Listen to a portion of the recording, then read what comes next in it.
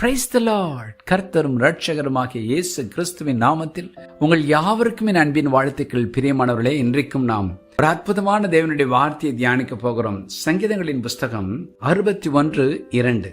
என் இருதயம் தொய்யும் போது பூமியின் கடையாந்தரத்திலிருந்து உம்மை நோக்கி கூப்பிடுவேன். எனக்கு எட்டாத உயரமான கன்மலையில் என்னை கொண்டு போய்விடும். Psalm 61:2. From the end of the earth I will cry to you. When my heart is overwhelmed, lead me to the rock that is higher than I. பாருங்கள், பக்தன் இப்படியாய் சொல்கிறான். இருதயம் தொய்யும் போது அநேக நேரங்களில் நம்முடைய வாழ்க்கையில கைவிடப்பட்டதை போல சோர்ந்து போய் அடுத்து எனக்கு உதவி செய்ய யாரும் இல்லை, நான் மிகவும் சோர்ந்து போனேன், நான் தள்ளப்பட்டேன், பூமியின் கடைசி முனை மட்டும் தள்ளப்பட்டேன் என்று உணர்கிற சூழ்நிலைகள் வருகிறது. அநேக நேரங்களிலே நாம் தள்ளப்பட்டதை போல பூமியின் கடையாந்தரம் என்று சொல்வார்கள். End of the world. நான் போய் தூக்கி வீசப்பட்டு விட்டேன், ஆகாது என்று தள்ளப்பட்டினேன். I am fit for nothing என்று சொல்லத்தக்கதாய் நான் எல்லாராலும் உதாசீனம் பண்ணப்பட்டேன், என் இருதயம் தோய்ந்து போகிறது என்ற நேரங்கள் நம் வாழ்க்கையில் வரத்தான் செய்கிறது. ஆனால் கர்த்தருடைய தாசன் சொல்கிறார், அப்படிப்பட்ட சூழ்நிலையில் ஒருவேளை நான் பூமியின் கடையாந்தரத்துக்கே தூக்கி வீசப்பட்டாலும் அங்கே இருந்து நான் என் தேவனை நோக்கி கூப்பிடுவேன். அவர் என்ன செய்வாராம்? அந்த சத்தத்தை கேட்பார். முழு உலகமே என் சத்தத்துக்கு செவிகொடாமல் என்னை உதாசீனம் பண்ணினாலும், என்னை மறந்து போனாலும் நான் மறக்கப் போவதில்லை. அவர் என்னை மறக்க மாட்டார். அவர் என் சத்தத்துக்கு செவி கொடுப்பார். பாருங்கள், எந்த ஆபத்தினால், எந்த மனிதருடைய சீற்றத்தினால் நான் தூக்கி வீசப்பட்டேனோ, யாருக்கும் எட்டாத ஒரு உயரத்தில், யாருக்கும் எட்டாத ஒரு மகிமையான பாதுகாப்பான இடத்தில் தேவன் என்னை கொண்டு போய் சேர்ப்பாராம். பாருங்கள், தாவீதினுடைய வாழ்க்கை, அவன் கடையாந்தரம் என்று சொல்லுகிறான். ஆம், அவனை தேடி தீர்க்கதரிசியாக சாமுவேல் அவன் வீட்டுக்கு வந்தபோது அவன் மாத்திரம் வனாந்திரத்துக்கு அனுப்பப்பட்டு விட்டான். அவன் மாத்திரம் இந்த ஆசீர்வாதத்துக்கு தகுதி உள்ளவன் அல்ல என்று அவன் தகப்பனால் நிர்ணயிக்கப்பட்டான்.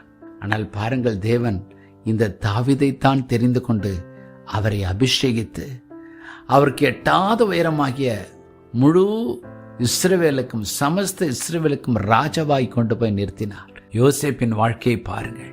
எல்லாராலும் தூக்கி வீசப்பட்டு தள்ளப்பட்ட வாழ்க்கை. குழியில் தூக்கி வீசப்பட்டான். ஆனாலும் எட்டாத உயரமாக எகிப்துக்கே ஒரு பெரிய அதிகாரியாய், பிரதம மந்திரியாய் கர்த்தர் மாற்றினார். இன்றைக்கு கூட எந்த சூழ்நிலையில் நீங்கள் இருந்தாலும், எந்த இடத்தில் தள்ளப்பட்டிருந்தாலும், ஒருவேளை பூமியின் கடைசி பரிந்தம் என்று சொல்லப்படுகிற எல்லாரை விட கீழான ஒரு நிலையில் இருந்தாலும் அங்கிருந்து தேவனை கூப்பிடுங்கள். அங்கிருந்து விசுவாசத்தோடு கூப்பிடுங்கள். ஆம், தேவாதி தேவன் நம்மை தூக்கி நிறுத்துவார். யாருக்கும் புரியாத விதத்தில், யாருடைய மூளைக்கும் எட்டாத விதத்தில் நம்மை ஆசீர்வதித்து உயர்த்துவார். அது மிகவும் பாதுகாப்பான இடமா இருக்கும். பாருங்கள், யோசேப்பு இருந்த இடம் ஒரு பாதுகாப்பான உயர்ந்த பதவி. அநேகருக்கு அவன் ஒரு ஆசீர்வாதமாய் பஞ்ச காலத்தில் பாதுகாப்பாய் உணவு கொடுத்தான். இன்றைக்கு இந்த வார்த்தைகளை கேட்டுக்கொண்டிருக்கிற தேவஜனமே, வீடு கட்டுகிறவர்கள் ஆகாதென்று தள்ளினக்களை மூளைக்கு தலைக்கலாய் மாற்றும் தேவன் உங்களையும் என்னையும் தெரிந்தெடுத்திருக்கிறார். தூக்கி வீசப்பட்ட நிலையில் அந்த கடையாந்தரத்தில் வீசப்பட்ட நிலையில் அங்கிருந்து தேவனை இன்னைக்கு நோக்கி கூப்பிடுவோம். அவர் நிச்சயம் பதில் கொடுப்பார். ஜெபம் பண்ணுவோமா?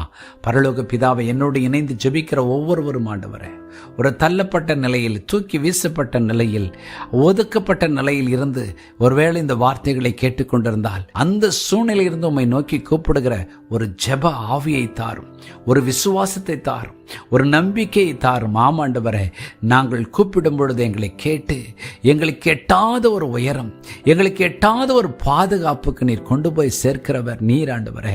இன்றைக்கு என்னோடு இணைந்து ஜெபிக்கிற ஒவ்வொருடைய வாழ்க்கையும் அவர்களுக்கு எட்டாத உயரத்துக்கு கொண்டு போவீராக. என்னை நோக்கி கூப்பிடு, அப்பொழுது உனக்கு எட்டாத காரியங்களை அறிவிப்பேன் என்று சொன்னவர்.